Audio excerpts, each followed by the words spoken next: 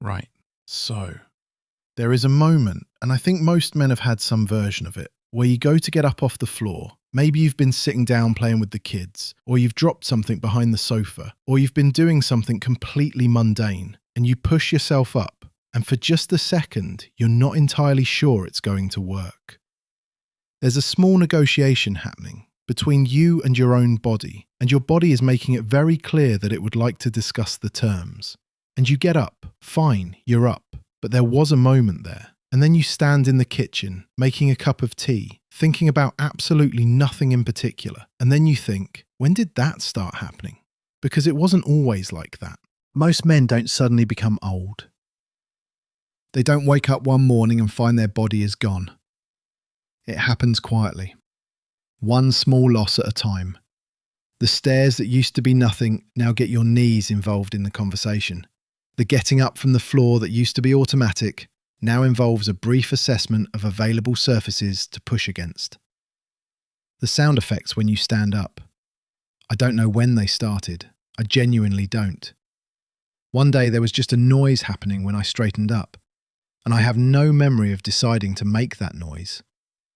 It arrived without an invitation, and apparently it lives here now. That is the quiet version of decline. The version that happens before anyone calls it decline. Most men don't notice the slipping until it's gone. And here is the part I find genuinely interesting. Two men, same age, same sort of life, same ordinary pressures, same slightly disappointing relationship with sleep and vegetables.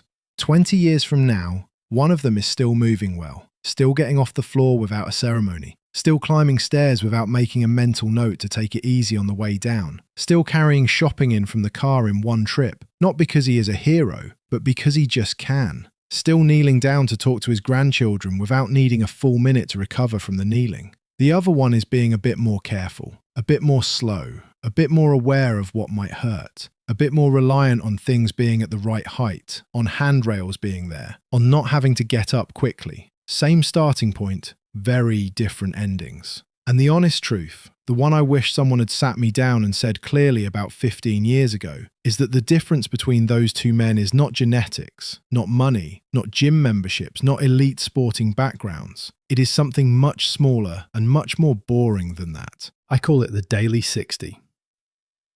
I will get to what that actually is in a minute, because I want to explain the problem first. Properly. Because if you don't understand the problem, the solution sounds optional.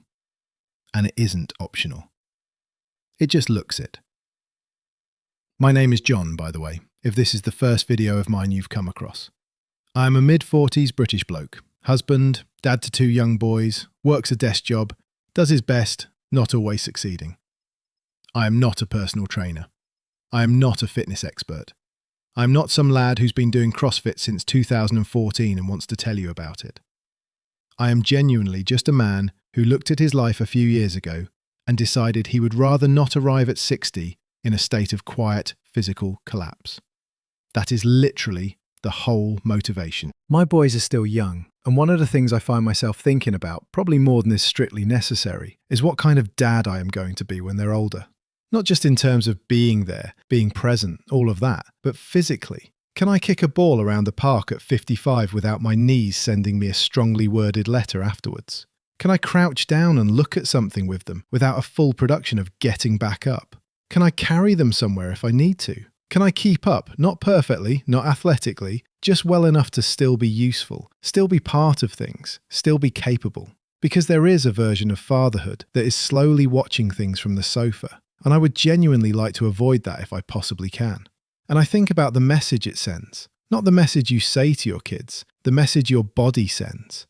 Kids notice things. They notice when dad can't quite do something. They notice when movement is effortful. They are watching quietly, and they are learning what normal looks like. And I would like normal to look like moving through the world with some ease, because that seems like a reasonable thing to pass on. Right, the problem. Modern life, which is wonderful in many ways, I am genuinely grateful for heating and the internet and not having to grow my own food. Modern life is quietly making a lot of men physically fragile without them noticing. And it is doing it so slowly and so comfortably that it barely registers as a problem until it very much is one. Think about an average day.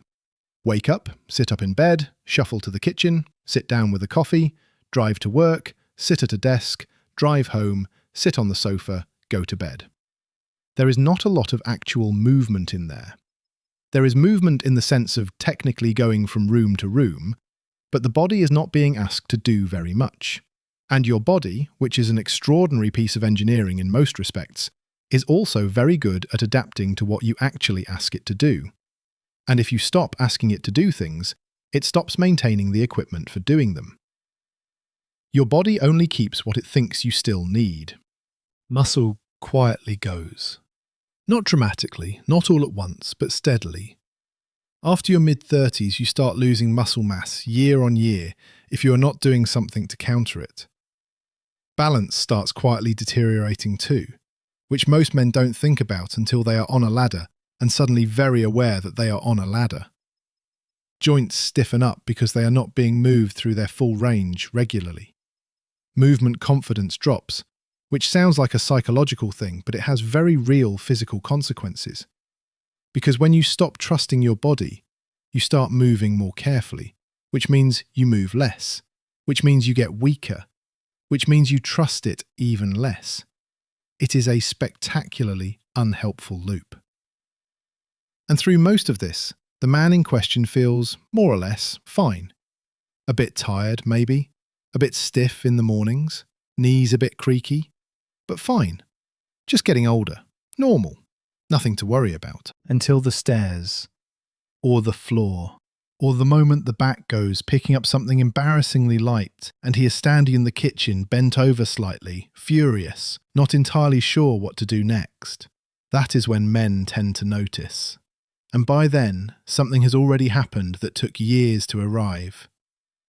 I remember being in my early 40s and thinking I was broadly in decent shape because I could walk to the train station and back without getting out of breath. That was my benchmark. That I could walk at a brisk pace for about 12 minutes. Looking back, that is not an especially high bar. That is the minimum required to be a functional mammal, but that is where the bar was, and I had no idea that quietly underneath all of that, things were shifting. I sat down on the floor one afternoon to help my older boy with something.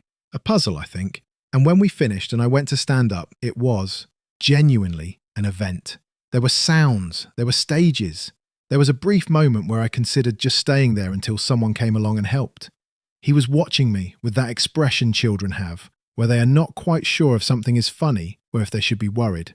Genuinely, I cannot tell you which one it was. And I sat there for a second, actually on the floor, and thought, this is 43. What does 53 look like?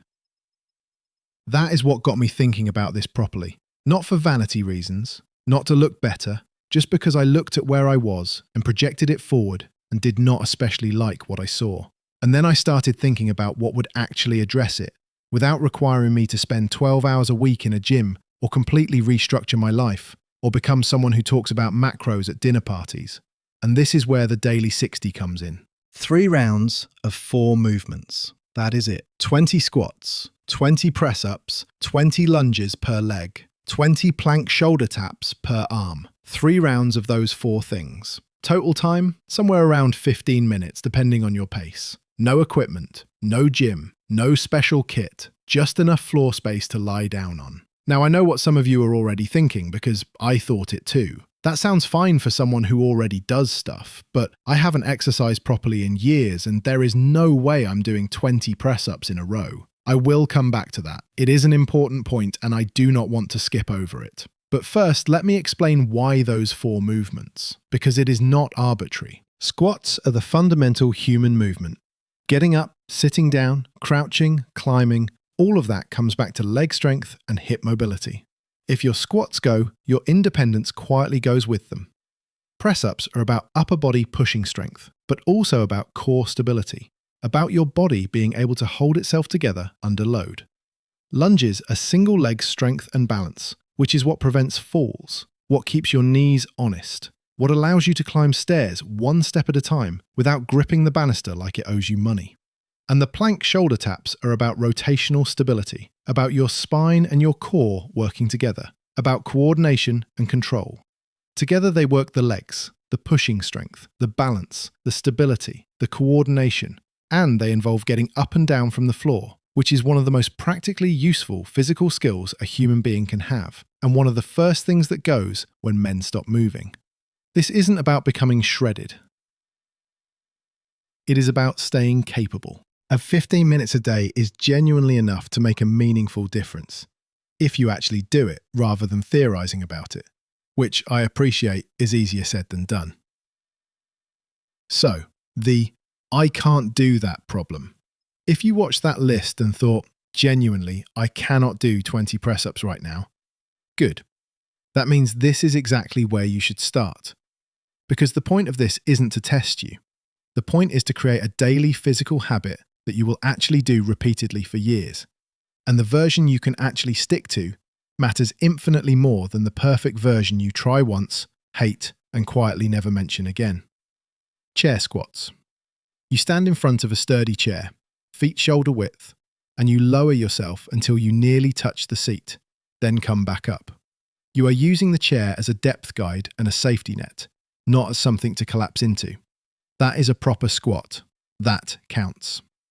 That is building the same movement pattern, the same muscles, the same habit. Kitchen worktop press-ups. Hands on the worktop, body at an angle, press away. The lower the surface, the harder it becomes, so you start high and work your way down over weeks. Incline press-ups build the same strength, the same stability, the same everything. They are not a lesser version. They are the appropriate version for where you are right now. Assisted lunges with a hand on a wall or a chair. Small range of motion at first, gradually getting lower and more confident. The balance challenge is still there. The strength work is still happening. Incline shoulder taps. Hands on a surface rather than the floor. Still getting the rotational stability work. Still challenging the core. Still getting the coordination benefit. The goal is consistency, not ego. Not intensity on day one. Not proving something to yourself or anyone else. Just showing up every day and doing the version that is honest about where you actually are. The version you can repeat beats the perfect version you quit. Because here is what matters over a week, a month, 6 months. The man doing modified daily 60 every single morning is building something. The man who downloaded an intense gym program, did it twice, felt terrible, and is now waiting until he feels more ready, is not. And waiting has a direction. It does not stay neutral. While he is waiting, the quiet decline is continuing. The bill is still accumulating. And the man doing the worktop press-ups today is doing incline press-ups next month, and floor press-ups the month after. And 3 months after that, he is wondering why the thing he found impossible once now feels like a reasonable start to the morning. Because your body adapts to what you repeatedly ask it to do. That is not a motivational line. It is just biology. Ask it to squat every day and it gets better at squatting. Ask it to balance on one leg every day and it gets better at balancing. Ask it nothing and it quietly stops preparing for anything. Now, the compounding is where this actually gets interesting. Because the changes in the first week are invisible. Nothing dramatic happens. You might feel slightly sore, depending on how long it's been since you asked your body to do anything remotely like this. Possibly a bit ridiculous getting through 3 rounds and only managing modified versions. But nothing changes visibly. Second week, not much different. You might find the soreness is less. The movements feel marginally less chaotic, but nothing you'd point to. A month in, something starts to shift. There is a small difference in how you get up off the sofa.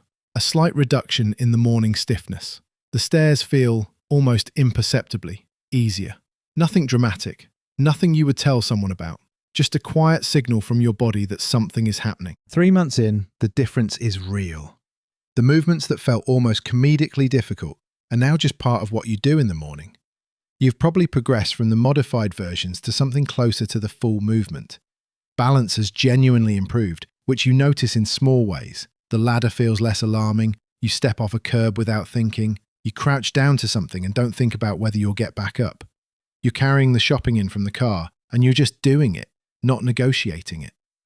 6 months in, you are a different physical proposition than you were. Not dramatically, not visibly to people who don't know you, but you know. And the version of you from 6 months ago would notice. And this is what I find genuinely moving about it, in a way I did not expect. The day you start does not feel like much.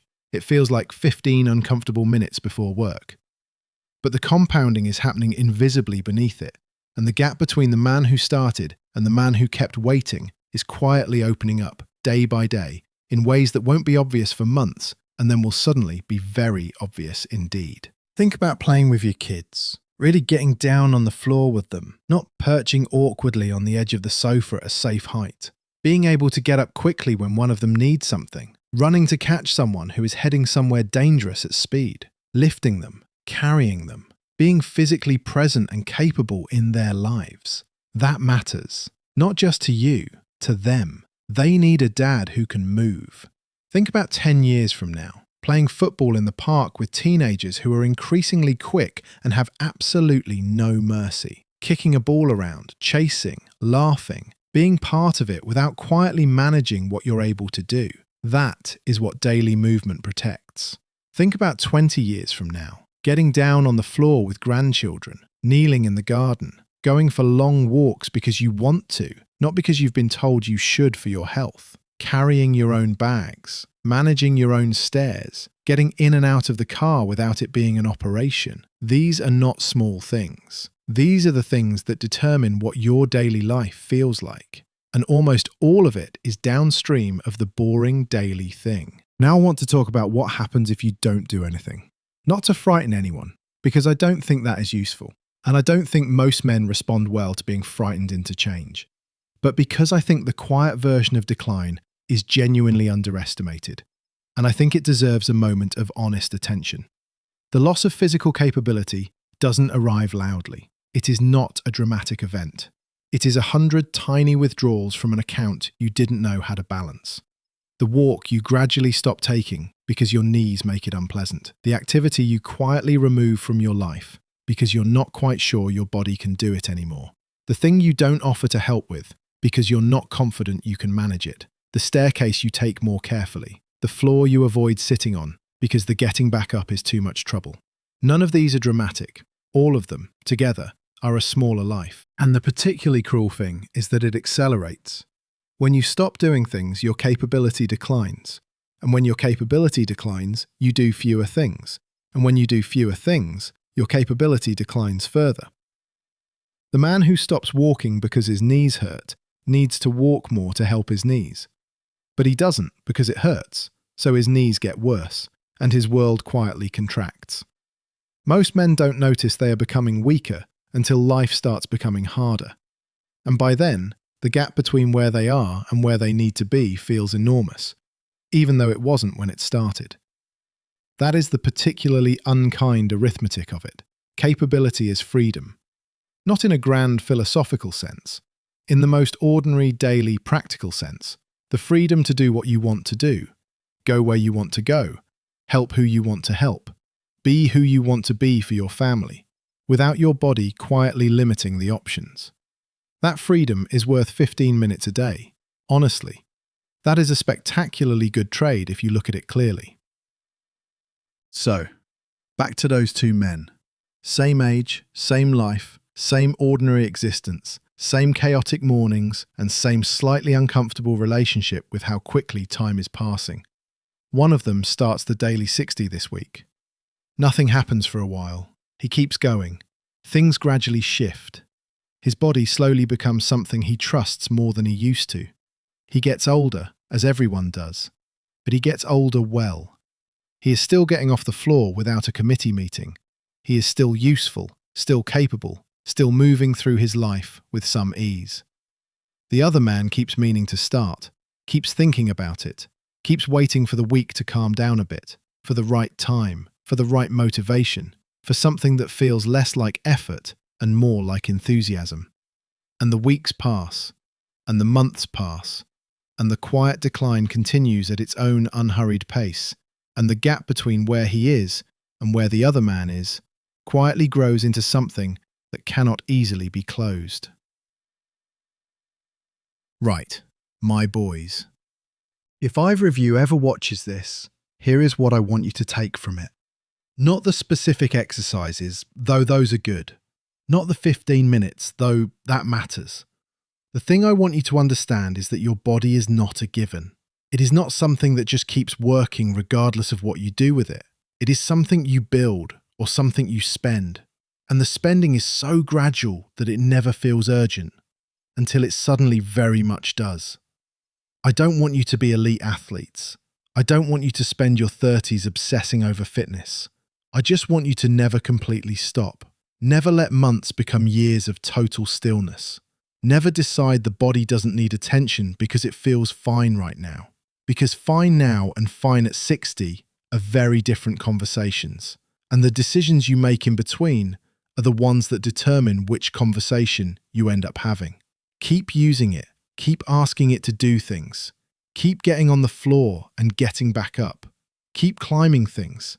Keep carrying things. Keep moving. Not dramatically, not religiously, just consistently enough that your body never forgets what it is supposed to be for. Because your body is supposed to work for you. That is the deal. And the small daily habit is just you holding up your end of it. Small habits, repeated quietly, become the life you live. If you are watching this and thinking you might give it a go, start with the version you can actually do. Not the version you think you should be able to do, or the version someone your age probably ought to manage, or the version your more athletic mate would consider embarrassingly easy. The version you can do. Right now, today. The worktop press-ups count. The chair squats count. The gentlest possible modified version of everything counts. Because the point is not today. The point is every day for a very long time. And if you are my age or older and thinking you might have already left it too late, you have not. The body adapts. That is not a hopeful sentiment. It is a biological fact. You can rebuild strength. You can improve balance. You can regain movement confidence. It takes longer than it would have done at 30, and you have to be more patient with it. But the direction of travel can change at any point you decide to change it. The earlier the better, obviously. But right now is still a long way ahead of next Monday. 15 minutes a day probably won't change your life tomorrow, but it might completely change who you are 20 years from now. Get off the sofa. Get on the floor. Get back up again. That's really the whole thing.